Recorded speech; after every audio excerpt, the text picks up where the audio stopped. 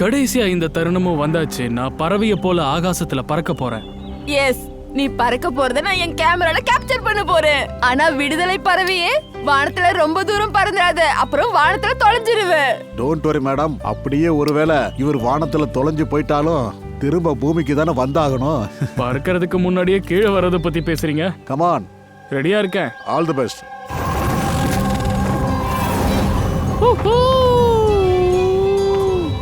Yes, this is so much fun. Oh my god. Ooh. Yes, come on, keep going, keep going. Alia, I love you. Yeah, I love you too. Wow, இவருக்கு நல்ல experience இருக்கு. Of course, அமெரிக்கால நிறைய adventure கோர்ஸ்லாம் பண்ணிருக்கான். Monkey jumping, paragliding and what not. இந்தியால தான் இது வரைக்கும் ட்ரை பண்ணல. ஹாலிடேக்காக இந்தியாவுக்கு வந்திருக்கானா இங்கேயும் தன்னோட வேலையை ஆரம்பிச்சிட்டான்.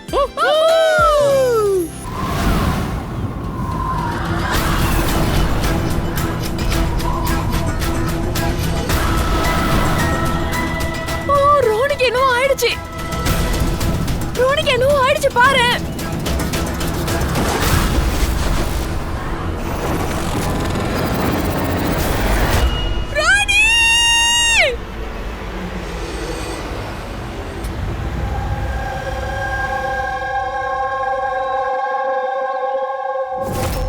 நானும் ரோனியோ ஹாலிடே கொண்டாடுறதுக்காக இங்க வந்திருந்தோம். இதுதான் ரோனியோட கடைசி ஹாலிடேவா இருக்கும்னு நான் நினைக்கல. ஆலியா, இதை உன்னால ஜீர்ணிக்க முடியாதுன்னு எனக்கு தெரியும். பட் ப்ளீஸ், நீ தைரியமா இரு. நான் திரும்பி போயிட்டு இவங்க அப்பா கிட்ட என்ன சொல்ல, நான் இவன் கூட கிளம்பி வந்தேன். ஆனா நான் இப்ப தனியா திரும்பி போறேன். இவரை யார் கொலை பண்ணிருப்பாங்க? யார் மேலேச்சும் சந்தேகம் அந்த மாதிரி? சார், ரோனியை எதுக்காக கொலை பண்ணணும்? ஏன்னா எங்களுக்கு இங்க யாரையும் தெரியாது. இல்லனா இவனோட எனிமி யாராச்சும் அமெரிக்கால இருந்து ஃபாலோ பண்ணி பின்னாடியே வந்திருக்கலாம். இல்ல சார், ரோனிக்கு யாருமே எனிமி கிடையாது. He was such a lively person. எல்லாருக்கும் இவனை ரொம்ப பிடிக்கும். நீ சொல்றத பார்த்தா இங்க இந்தியால ரிலேட்டிவ்ஸ் இல்ல ஃப்ரெண்ட்ஸ் இல்ல ஃபேமிலிஸே கிடையாதா என்ன? இது எங்களுக்கு ஒரு அந்நிய நாடு சார். எல்லாம் இந்த பேராகிளைடிங் ஆளுங்களால தான் sir. Please sir, arrest them. எங்களை குத்தம் சொல்லாதீங்க.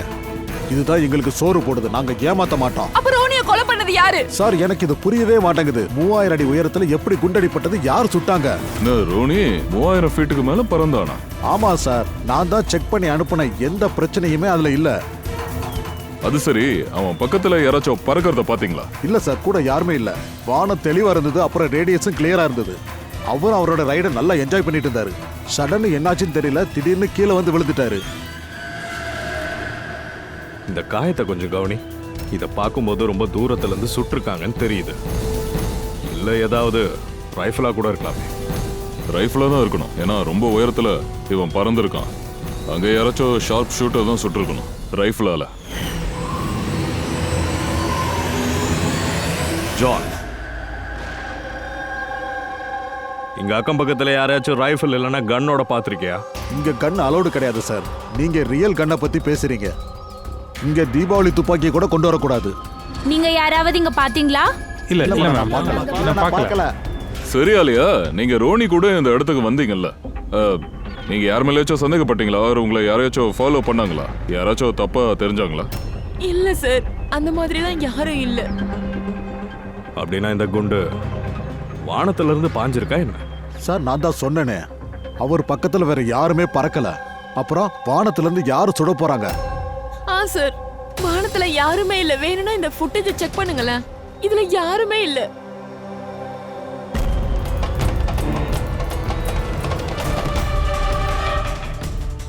ஃபுட்டேஜ்ல ரோனியை பார்க்கும்போது அக்கம் பக்கத்துல யாரும் இருக்கிற மாதிரியே தெரியலையே. சார், இந்த இடத்துல பூமியில இருந்து வானத்துல யாரும் சுட்டிருக்க மாட்டாங்க. ஏன்னா இவர் தான் சொன்னாரு, அவன் மேல பறக்கும் போது அக்கம் பக்கத்துலயும் யாரும் இல்ல, மேல இருந்து சுட முடியாதுன்னு. அப்படின்னா இந்த குண்டை யாரு எங்க இருந்து ஷூட் பண்ணிருப்பாங்க? அதோட இதை ஷூட் பண்ணது யாரா இருக்கும்? ரொம்ப ஆச்சரியமா இருக்கு. இவனுக்கு விரோதிகளும் கிடையாது.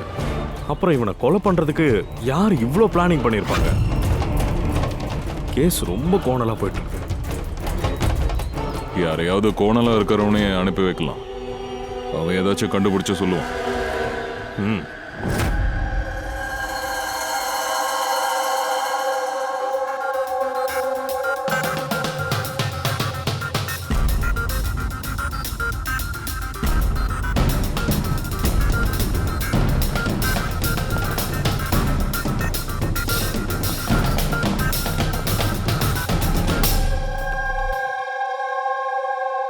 அடடா, இன்னைக்கு 2 பேரும் ரொம்ப பயங்கர பிஸியா இருக்கீங்க. ஏகப்பட்ட ஆதாரங்களை கண்டுபிடிச்சு அசரடிக்க போறீங்க போல இருக்கு. ஏகப்பட்ட ஆதாரங்களா?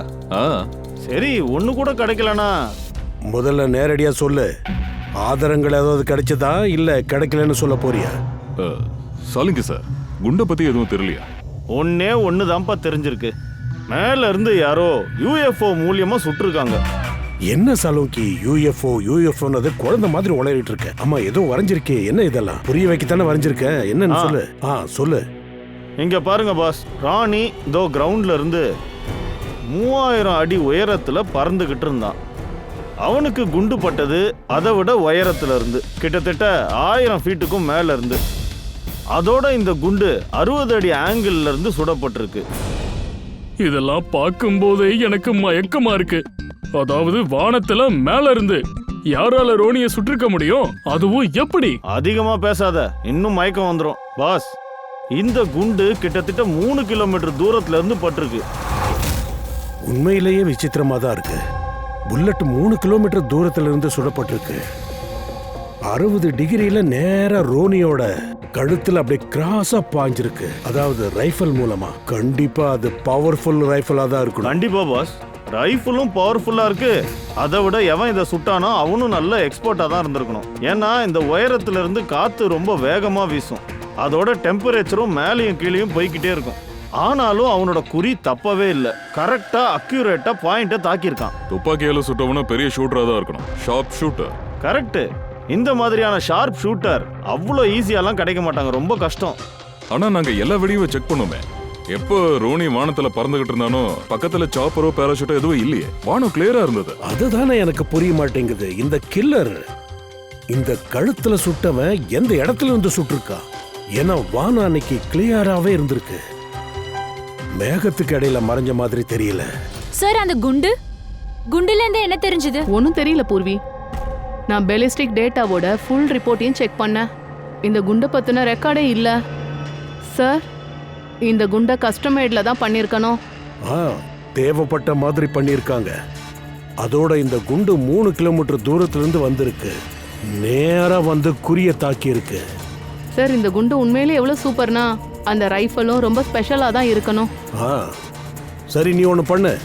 இந்த குண்டை ஃபயர் ஆர்ம்ஸிங் பேலன்சிங் டிபார்ட்மெண்ட்டுக்கு அனுப்பு. என்ன மாதிரி ரிப்போர்ட் வருதுன்னு பார்க்கலாம். அதோட இது யாரா இருந்தாலும் இவ்வளவு உயரமா போயிருக்கா, அதுவும் கொலை பண்றதுக்காகவே. இவனை சீக்கிரமாவே நம்ம பூமிக்கு கொண்டு வந்துடலாம்.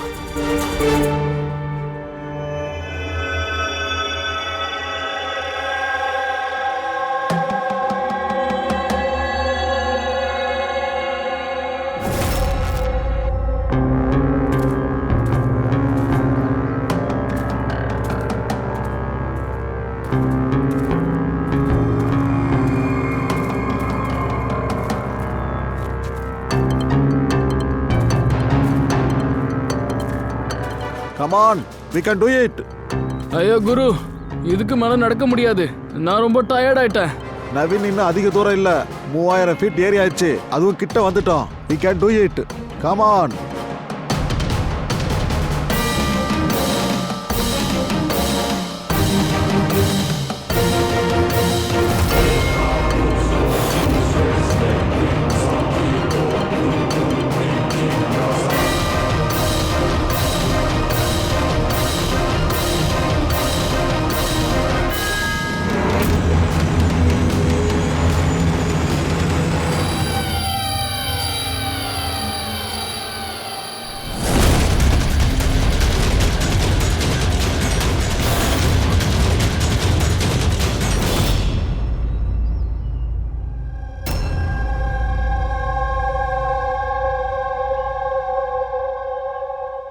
இத பார்க்கும்போது ரோனி எப்படி செத்தானோ அந்த மாதிரி இருக்கு. 3000 ஃபீட்டுக்கு மேல துப்பாக்கியை வச்சு சரியா குறிப்பத்து சுட்டிருக்காங்க. மறுபடியும் மேல இருந்து குண்டு வருது. சரி, நீங்க எல்லாரும் ட்ரெக்கிங் பண்ணிட்டு இருந்தீங்கல்ல, அப்போ நிதின் பின்னாடி யாராச்சும் இருந்தாங்களா? இல்ல சார், இவன் தான் லாஸ்டா வந்தான். சார், இந்த ஃபுட்டேஜை பாருங்க. சார், இந்த இடத்துல தான் இதெல்லாம் நடந்திருக்கு. ஆச்சரியமா இருக்கு. இங்க பின்னாடி படர்ந்த வானமா தான் இருக்கு. ஷூட் பண்ண மாதிரி எந்த ஒரு இடமும் தெரியலையே. அப்புறம் எங்க இருந்து ஷூட் பண்ணிருப்பாங்க? இந்த 2 கேஸ்லயும் குண்டு எங்கிருந்து பாஞ்சதுன்னே தெரியல. சார் சரியா சொல்றாரு. அப்படி இல்லைன்னா வானத்துல இருந்து காக்காயில பருந்தா சுட்டிருக்கோம். அப்படின்னா இந்த குண்டு எங்க இருந்து வந்திருக்கும்? அதோட இந்த சம்பவம் 24 மணி நேரத்துல நடந்திருக்கு. கண்டிப்பா இந்த 2 கேஸுக்கும் எங்கேயோ ஏதோ ஒரு சம்பந்தம் இருக்கு. அதெல்லாம் இருக்கட்டும், இவன் என்ன வேலை பார்த்துட்டு இருந்தான்? சார், இவன் ஒரு காலேஜ் ஸ்டூடெண்ட். மும்பைல கிராஜுவேஷன் பண்ண வந்திருக்கான். ட்ராக்கிங்னா இவனுக்கு ரொம்ப பிடிக்கும்.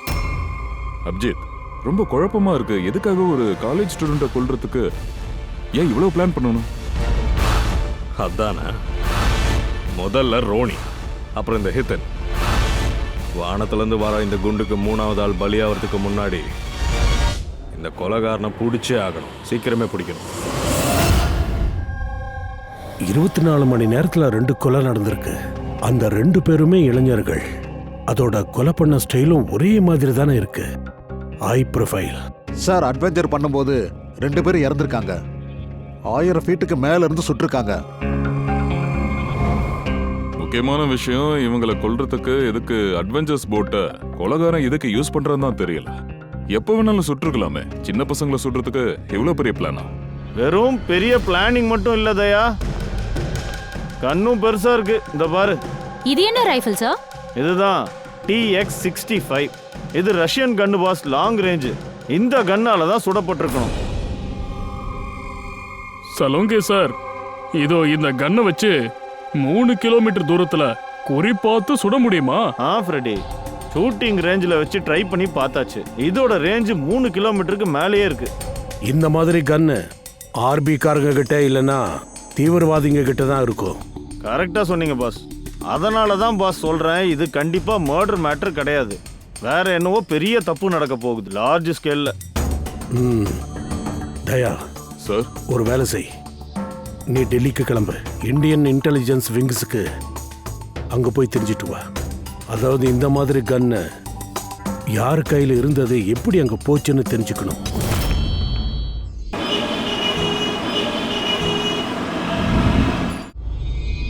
இந்த ரைஃபிளை வச்சு தான் கொலை பண்ணியிருக்காங்க.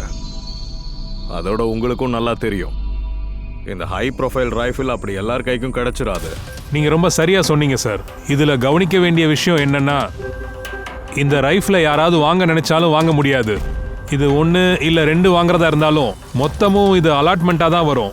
சில வருஷங்களுக்கு முன்னாடி தீவிரவாத தாக்குதல் நடந்தது. அதுல இந்த ரைஃபிளை யூஸ் பண்ணியிருந்தாங்களா? யா, உங்களுக்கு தீவிரவாத அமைப்பு மேல ஏதாவது சந்தேகம் இருக்கா? எஸ், நான் ஜட்ஜ் பண்றது கரெக்டா இருந்தா இதுக்கு பின்னாடி யார் இருக்காங்கன்னு சொல்ல முடியும். யாரு? தில்வாரே ஜிலாலேல கொஞ்ச நாளைக்கு முன்னாடி நம்ம ஆர்மி நிறைய ஆயுதங்களை ஜப்தி பண்ணாங்க. அந்த ஆயுதங்கள்ல இந்த ரைஃபிள் இருந்தது. பிரதாப் சார், எல்லாரையும் சாகடிச்சிட்டோம். ஆனா ஒரு தீவிரவாதி தப்பிச்சு ஓடிட்டான். அவங்களுடைய ஆயுதங்களை பறிச்சிட்டோம். Well done Pratap. Thank you sir. சரி, எந்த தீவிரவாதி தப்பிச்சு போனானோ அவனை பத்தி எல்லா போஸ்ட்லயும் அலர்ட் பண்ணிடு. அப்படின்னா ஒரு தீவிரவாதி தப்பிச்சு போனானே, அவனோட வேலையா இருக்கலாமே.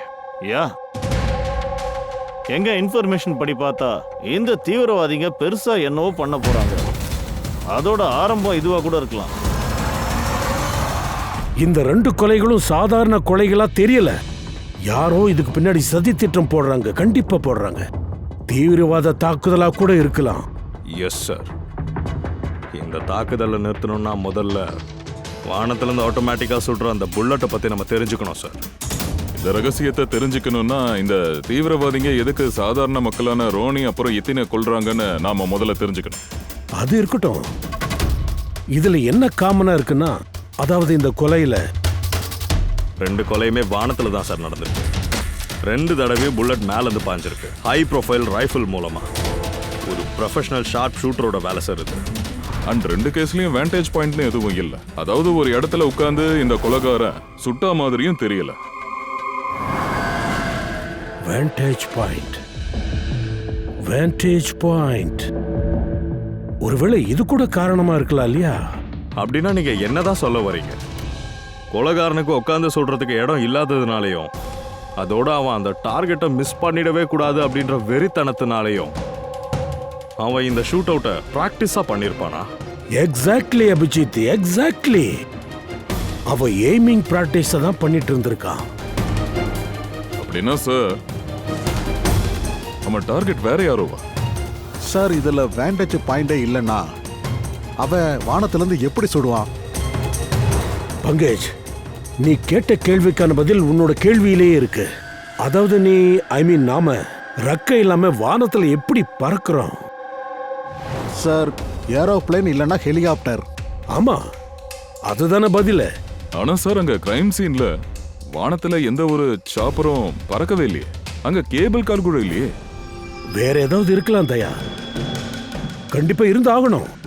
அபிஜித், மேப்பேடு அங்க பேராகிளைடிங் அந்த மவுண்டன் பக்கத்துல வேற ஏதாவது இருக்கான்னு முதல்ல பாரு. ஏதாவது கண்டிப்பா இருக்கணும், கண்டிப்பா இருக்கும். அங்கிருந்து ஒருத்த கிளைடர்ல பறந்து வந்திருக்கணும். இது ஒரு பெரிய காடு. அதோட இங்க 2 ஹாட் ஏர் பலூன் ரேஞ்சஸும் இருக்கு. சரியா பாரு, கொலை நடந்தது அங்க எந்த ரேடியஸ்ல இருந்திருக்கு? சார் இந்த ரெண்டுமே 60 கிலோமீட்டர் ரேடியஸ்ல தான் சார் இருக்கு. ஒரு விஷயம் உறுதியாயிடுச்சுல்ல, கொலைகார அந்த ஹாட் ஏர் பலூனுக்குள்ள உட்கார்ந்துருக்கணும். அங்கிருந்து தான் அவன் சுட்டு இருக்கணும், 3 கிலோமீட்டர் தூரத்துல இருந்து. சார் யாராவது ஹாட் ஏர் பலூன்ல டிராவல் பண்ணனும்னா அதுக்கு முன்னாடி புக் பண்ணணும். யாரும் சும்மா போயிட முடியாது. சரி பரவாயில்ல, அங்க ஹாட் ஏர் பலூன் ஆபீஸ்ல போய் என்கொயரி பண்ணுங்க. அங்க எந்த டூரிஸ்ட் வந்திருந்தான், யார் இந்த 2 நாள்ல 2 ஹாட் ஏர் பலூன்லயும் சவாரி பண்ணாங்கன்னு கேளு. இது டோட்டல் 12 பேருடைய லிஸ்ட். அன்னைக்கு ஹாட் ஏர் பலூன்ல உட்கார்ந்துட்டு இருந்தாங்க. சில பேர் தனியா வந்தாங்க, சில பேர் குரூப்பா இருந்தாங்க. சரி, உனக்கு ஞாபகம் இருக்கா இதுல இருந்து எவ்வளவு பேர்கிட்ட ஏதாவது பொருள் இல்லனா பேக் இருந்தது? இல்ல யாராவது கெட்டவன் மாதிரி தெரிஞ்சானா? இல்ல கெட்டவங்க மாதிரி யாரும் தெரியல. ஆனா ஒரு வயசான ஆண்டி இருந்தாங்க. ஒரு பேக் பேக் வச்சிருந்தாங்க. ஹேட்டு கண்ணாடி எல்லாம் போட்டிருந்தாங்க. எங்களுக்கும் ஆச்சரியமா இருந்தது, இந்த வயசுல இப்படி ஒரு டிராவலிங் ஆசையான்னு. அதோட எப்போ குரூப் போட்டோ எடுத்தோமோ அவங்க வெக்கப்பட்டு அவங்க முகத்தை மறைச்சுக்கிட்டாங்க. பூர்வி, இந்த கிழவி வந்து ஷார்ப் ஷூட்டரா? கேட்கறதுக்கே விசித்திரமா இருக்க. ஆமா சார், நான் தான் இங்க பைலட். டெய்லி 25 ரவுண்ட் அடிப்போம். நான் 6 பேரை ஏர் பலூன்ல கூட்டிட்டு போனேன். 2 பேரை தினேஷ். சரி, நீ கூட்டிட்டு போன கூட்டத்துல பார்க்க யாராவது வித்தியாசமா இருந்தாங்களா? இல்ல யார்கிட்டயாவது கையில பொருள் இருந்துச்சா? அப்படி யாரும் இருக்கலையே. ஒரு வயசானவர் இருந்தாரு, எப்ப பார்த்தாலும் கத்திக்கிட்டே இருந்தாரு. மூடு சரியா இல்லையோ என்னமோ, சிடுமூஞ்சியா இருந்தாரு. அவரு கையில ஏதாவது வச்சிருந்தாரா? கையில எதுவுமே இல்ல, அவரு ஸ்டிக் வச்சுட்டு நடந்தாரு. ஸ்டிக் வச்சுக்கிட்டு நடந்தாரா? ஏய், ஏன் போட்டோ எடுக்கிறீங்க? எங்க இருந்து தைரியம் வந்தது? முதல்ல என்ன கேளுங்க. உங்களுக்கெல்லாம் மரியாதை இருக்கா இல்லையா? முதல்ல அதை டெலீட் பண்ணு. அப்படியா? போட்டோ எடுத்ததுக்காக கோவப்பட்டாரா? கேட்கவே விசித்திரமா இருக்கு. ஹாட் ஏர் பலூன்ல யாரும் டெய்லி உட்கார மாட்டாங்க. எல்லாரும் போட்டோ எடுங்கன்னு தான் சொல்லுவாங்க. ஏன்னா அந்த மெமரிஸ் எப்பவுமே வச்சுக்கலாம் இல்லையா? சரி, அவரை பத்தி வேற ஏதாச்சும் டீடைல் சொல்லுங்க. சார் சொல்லலாமா வேணாமான்னு தெரியல. இல்லம்மா, என்ன ஞாபகம் இருக்கோ அதை சொல்லு. அவர் நடக்கிறத பார்த்தா அவருக்கு ஸ்டிக் தேவைப்படுற மாதிரி தெரியல. ஆனாலும் கையில ஸ்டிக்கோட தான் நடந்தாரு. அப்படியா?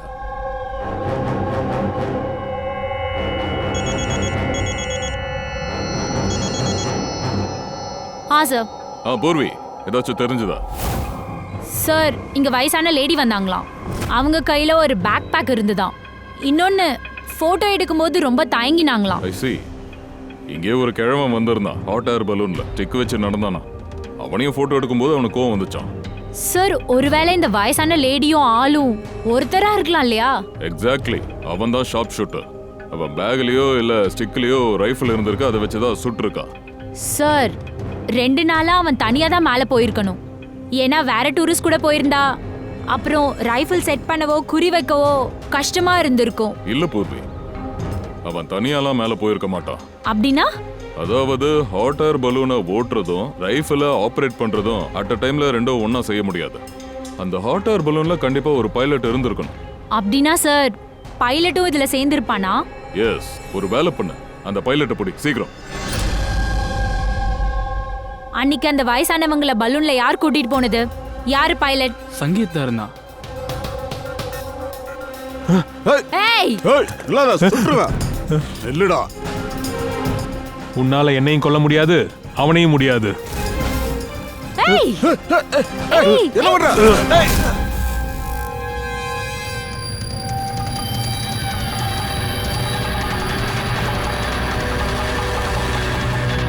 இவன் உயிரை கொடுக்க தயாரா இருந்திருக்கான்.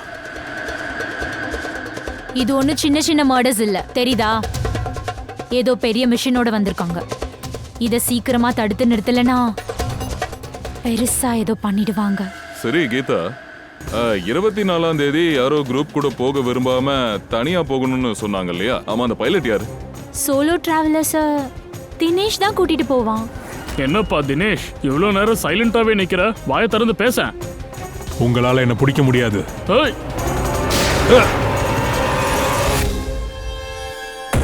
எமனுக்கு அப்பாயின்மெண்ட் கொடுக்க நேரம்லாம் இல்லையா?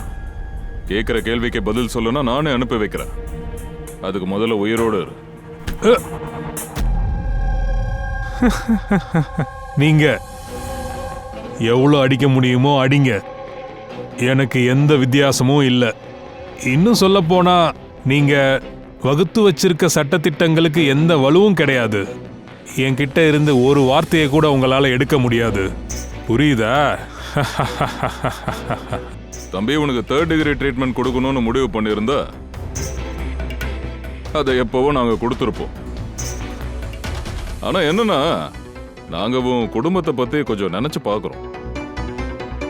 உன்னுடைய சிஸ்டர் அடுத்த மாசம் அவளுக்கு கல்யாணம் இல்ல? கல்யாணத்தை பத்தி யோசிச்சுக்கிட்டு எவ்வளவு சந்தோஷமா இருப்பா. திடீர்னு கூட அண்ணன் இல்லைன்னா அதோட உன்னோட அம்மாக்கு மாசம் செலவுக்கு பணம் அனுப்புறல, நீ மேல போயிட்டீன்னா அவங்கள யாருப்பா பார்த்துப்பாங்க? என்னைக்காச்சும் இதை யோசிச்சியா? இல்ல. ஓகே, இப்போ டைம் இருக்கு. ஒழுங்கா அப்ரூவரா மாறிடு. அப்ரூவரா மாறி நீ ஜெயிலுக்கு போனதுக்கு அப்புறம் உங்க அம்மாவை நாங்க பத்திரமா பாத்துக்கிறோம். ரியலி? அதாவது நல்லா பார்த்துப்பீங்களா? நல்லா பார்த்துப்பீங்க. உங்க அம்மாவை நாங்க நல்லா பாத்துக்குவோம். யாருக்காக வேலை பார்க்கற அதை மட்டும் சொல்லு. உன்னோட பாஸ் யாரு? சொல்லிடவா? கண்டிப்பா சொல்லவா? சொல்லு. நான் யாருக்காக வேலை பார்க்கறேனோ என் பாஸ் வந்து சார், அவனோட பேரு ஏசிபி பிரத்யுமன்.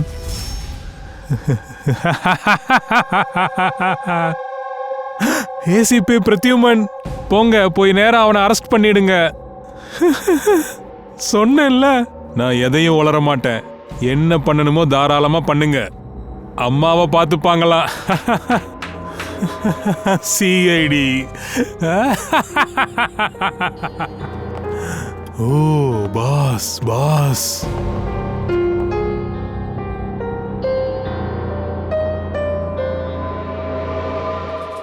சரி, பரவாயில்ல. எதுவும் சொல்ல தேவையில்லை. நாங்க எதுவும் உங்ககிட்ட கேட்க போறதில்ல. நீ சொல்லிதான் ஆகணும்னு உன்னை எதுவும் கம்பல் பண்ண மாட்டோம். எதுவும் நடக்காது. ஆனா ஒரே ஒரு வேலை மட்டும் பண்ணுவோம். நாங்க உன்னை தூங்கவே விட மாட்டோம். தூங்க விட மாட்டீங்களா? ஆமா. இங்க பாருங்க, நான் முழிச்சுக்கிட்டே இருந்தாலும் உங்ககிட்ட எதையும் சொல்ல போறது இல்லைங்க. நீ சொல்ல வேணாம் தம்பி, எதுவும் சொல்ல வேணாம். ஆனா உன்னை தூங்கவே விட மாட்டோம். ஓகே.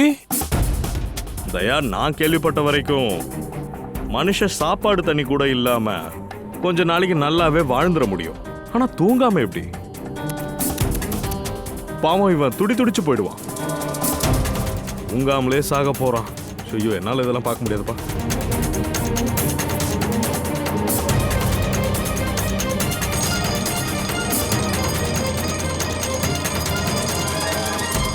டைம் பாஸ் பண்றதுக்காக ரொம்ப சுலபமான வழி.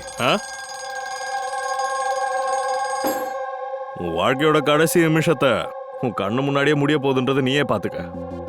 ஓகேவா? தேங்க்யூ. இவனை தூங்க விடாதண்ணா.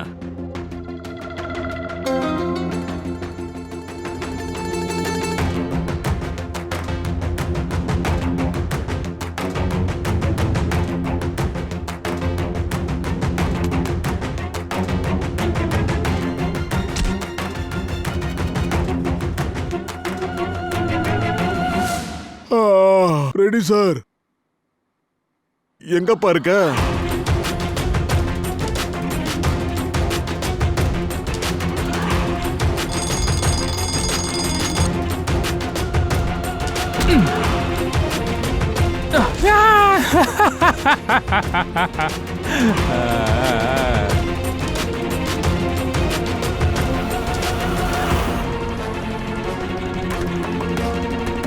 உன்னோட வாயை திறக்காத வரையில தூங்க கூடாது, புரியுதா? ஒரு 5 நிமிஷம் கூட, 5 செகண்ட் கூட, 1 நிமிஷம் தூங்க விடுங்க. சரி, 1 செகண்ட் கூட நான் தூங்க மாட்டேன். இல்ல இல்ல இல்ல, நான் தூங்க மாட்டேன். ஏய், தூங்க மாட்டேன்.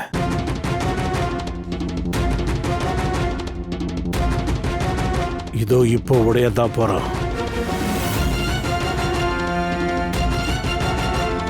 எல்லாத்தையும் உளர ஆரம்பிச்சிட்டான். பல்லு, பல்லு, தூங்க கூடாது, எழுந்துரு.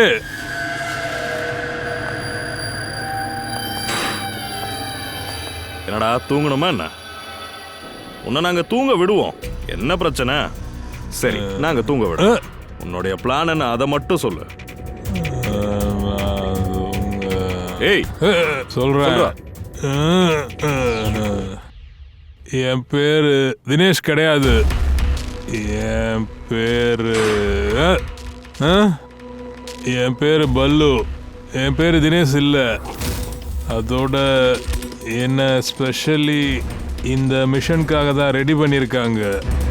அதோட அதோட 2 மர்டர் நடந்ததில்ல, அது ஒரு ப்ராக்டிஸ் தான். ஆனா உண்மையான மிஷன் அந்த பயலை அடிக்கிறது தான். அது அவன் பேர் ஸ்டீவ் மில்டர். ஸ்டீவ் மல்டர் அந்த இன்டர்நேஷனல் பீஸ் மீடியேட்டர், அமைதியின் தூதனா நம்ம நாட்டுக்கு வந்திருக்கானே. பல நாடுகளுக்கெல்லாம் போய் அங்க அமைதிக்கான அக்ரிமெண்ட்டை போடுவா. அங்க டெரரிசத்தையும் ஒழிக்க பார்ப்பான். அவனே தான். தீவிரவாதம் ஒருபோதும் அழியக்கூடாது. ஸ்டீவ் மல்டர் சாகத்தான் போறான். அவங்களால எதுவும் பண்ண முடியாது. சரி, ஏதாவது பண்ணி அவனை காப்பாற்ற நினைச்சாலும் அந்த ஸ்டீவ் மல்டரை நாங்க தீர்த்து கட்டிடுவோம். எங்க கிட்ட ஷார்ப் ஷூட்டர் இருக்கான். அவன் கண்டிப்பா ஷூட் பண்ணிடுவான். எங்க கொல்ல போறீங்க? எப்போ சொல்லு. அது கான்ஃபரன்ஸ்ல ஸ்பீச் கொடுப்பான் இல்லையா, அதுதான் சரியான நேரமா இருக்கும். அதுதான் சரியான ஸ்பாட்டாவும் இருக்கும். ஏய், அதுதான் சரியான நேரமா இருக்கும். ஏன்னா அவன் பக்கத்துல அப்போ செக்யூரிட்டி இருக்க மாட்டாங்க. அதோட இந்த கான்ஃபரன்ஸ் இருக்கே, அது டெரஸ்ல நடக்க போகுது. அப்போ ஹாட் ஏர் பலூன்ல எங்களோட ஷார்ப் ஷூட்டர் இருப்பான். அங்கிருந்து சுடுவான்.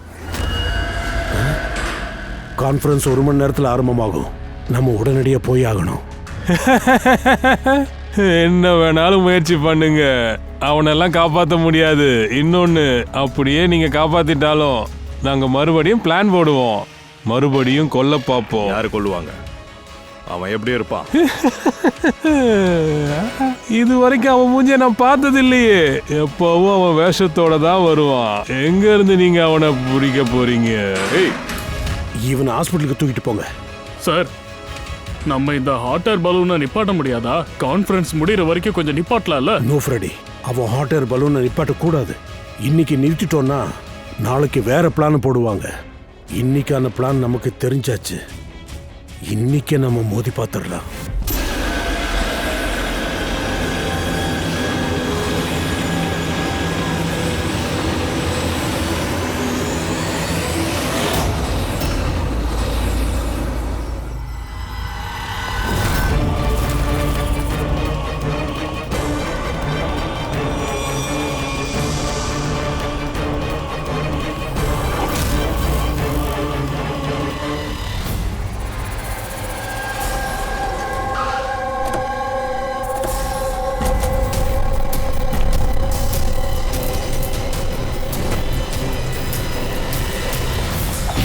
சிஆடி.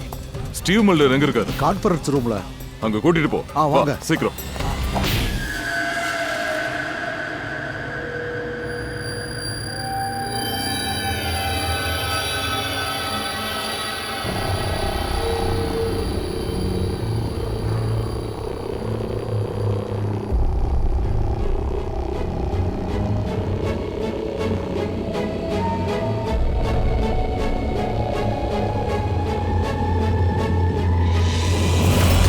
இங்க 4 பலூன் பறக்குது. 2 பறந்துட்டு இருக்கு, இன்னொரு 2 பறக்க ரெடியா இருக்கு. எனக்கு முன்னாடி ஒரு பலூன் இருக்கு. அதுல ஒரு கப்பல் இருக்காங்க. அந்த பொண்ணு கிட்ட பேக் பேக் இருக்கு. அவங்க வாட்ச் பண்ண. யார் யார் வராங்க, யார் யார் போறாங்க, எல்லாரையும் கவனி. ஓகே,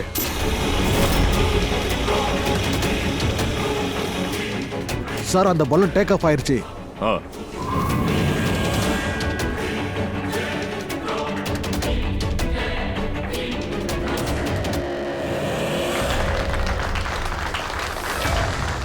இந்த உலகத்துல டெரரிஸ்ட் ஏன் இருக்காங்க? இந்த கேள்வியை நம்ம கண்டிப்பா கேட்டு ஆகணும்.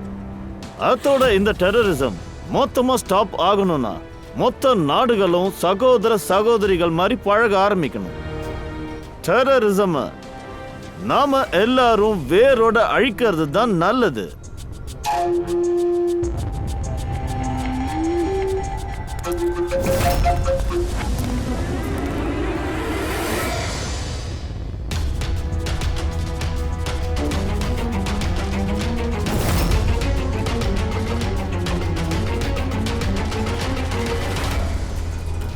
ரெண்டு மியூசிஷியன் பறக்க ரெடி ஆயிட்டாங்க.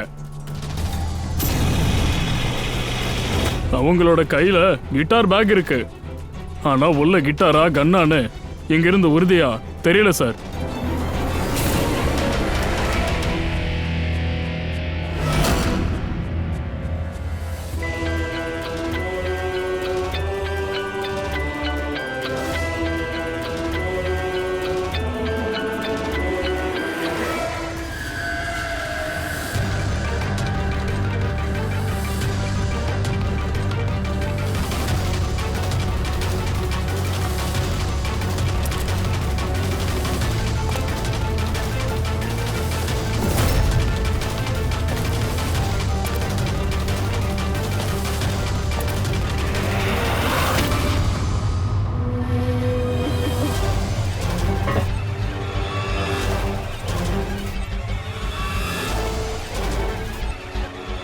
சார் இன்னொருத்த வந்திருக்கான்.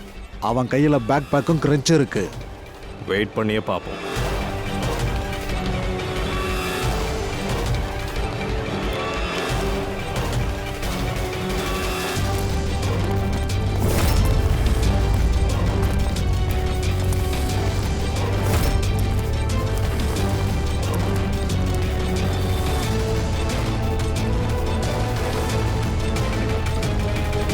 சார் கேமரா க்ரூ வந்திருக்காங்க. இவங்க கிட்ட 2 பேக் இருக்கு. Camera crew?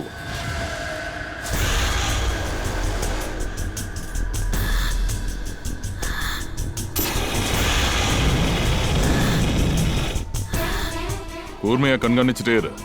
நல்லா கவனி.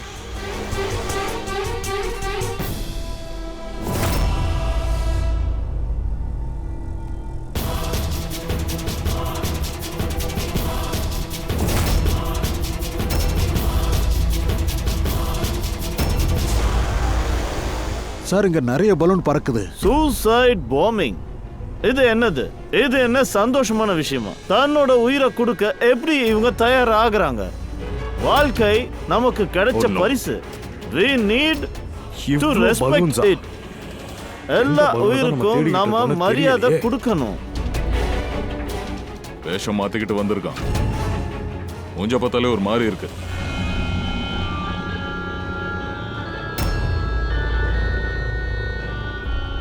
தயா, அந்த கிட்டார் ஆளுங்களை கவனிச்சு. சில விஷயங்கள் தொடர்ந்து நடந்துகிட்டே இருந்தா மறுபடியும் வேர்ல்டு வார் வர்றதுக்கு நிறைய வாய்ப்புகள் இருக்கு. அந்த மாதிரி நடந்தா எவ்வளவு உயிர் இழப்புகள் வரும்னு நீங்க நினைச்சு பாருங்க. மத்த எல்லா பலூன்ஸும் பறந்தாச்சு. பாக்கி ஒண்ணுதான் இருக்கு. அப்படின்னா சார் இதுல தான் ஷார்ப் ஷூட்டர் இருப்பானா? Wait and watch. அப்படின்னா சார் இதுல தான் ஷார்ப் ஷூட்டர் இருப்பானா? இந்த கேமரா குருவை பார்க்க ஒரு மாதிரி தான் இருக்கானுங்க. இவங்க எங்க மாயமாயிட்டாங்க?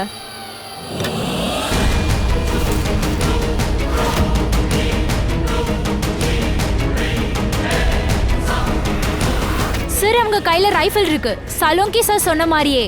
அபிஜித்,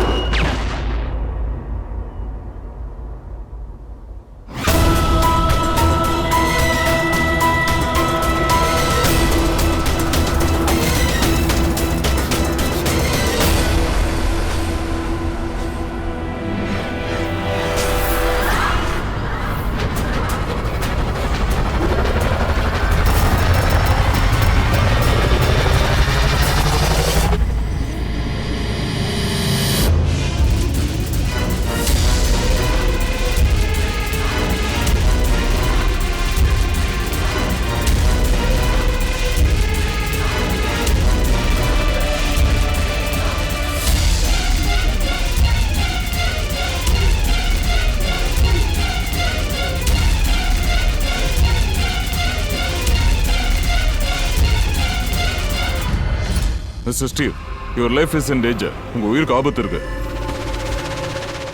இப்போ என்ன செய்யணும்? We have a plan. Thank you CID. நீங்கள் இல்லைன்னா அதுவும் சரியான நேரத்தில் நான் இன்னைக்கு உயிரோட இருந்திருக்க மாட்டேன். ஆனா இப்போவும் உங்க உயிருக்கு ஆபத்து இருக்கு. இன்னும் கொலையாளி பிடிபடல. ஸோ கொஞ்சம் சேஃபா இருங்க. Okay, be careful. Okay Freddy, Pankaj, அந்த பலூனை வாட்ச் பண்ணுங்க. உங்க கண்ணை விட்டு நகரவே கூடாது. சார், நாங்கள் அந்த பலூனை ட்ராக் பண்ணிட்டு இருக்கோம்.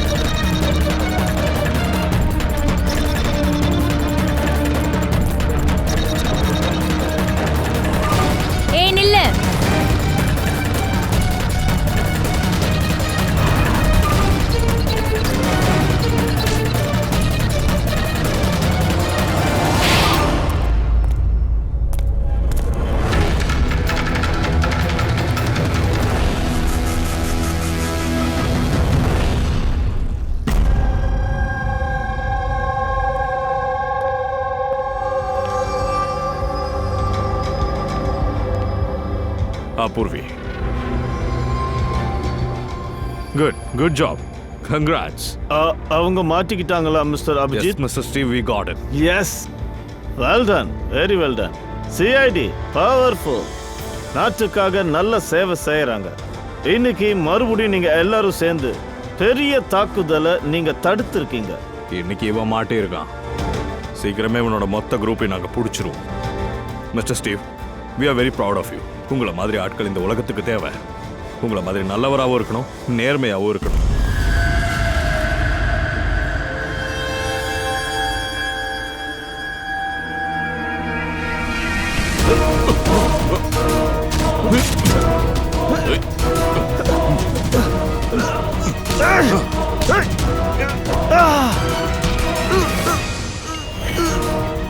நீதான் வேஷம் போட்டு 2 பேரையும் கொலை பண்ணிருக்க. ஏண்டா டேய் ஷார்ப் ஷூட்டர், ஜெயிலுக்கு போய் கம்பி என்றியா? களியும் நல்லாவே கொடுப்பாங்க.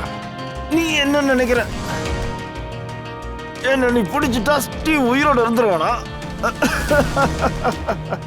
நெவர். எங்க குரூப் ரொம்ப பெருசு. உங்க சட்டம் எவ்வளவு பேரை பிடிச்சு உள்ள போட்டாலும் நாங்க வளர்ந்துகிட்டே இருப்போம். உங்க நாடு தான் மொத்தமா அழிய போகுது. டேய் புள்ள போச்சு, என் நாட்டை பல வருஷமா ஆண்டுட்டு அப்படியே திரும்பி போயிருக்காங்க. இந்த நாட்டுக்கு சுதந்திரம் கிடைச்சு எவ்வளவு வருஷம் ஆகுது? 70 வருஷம் ஆகுது. இந்த 70 வருஷத்துல எங்க பீரோ எத்தனையோ தீவிரவாதிகளை கொன்னு போட்டிருக்கானுங்க. இன்னைக்கு நீ சாவ போற, நாளைக்கு உன் கூட்டாளிங்க மாட்ட போறானுங்க. எங்க நாடு இங்கே தான் இருக்கும், செழிப்பாவும் இருக்கும். இந்த நாட்டுல இருந்து ஏதாவது ஒண்ணு அழிய போகுதுன்னா அது தீவிரவாதமா தான் இருக்கும். புரியுதா? தீவிரவாதம்.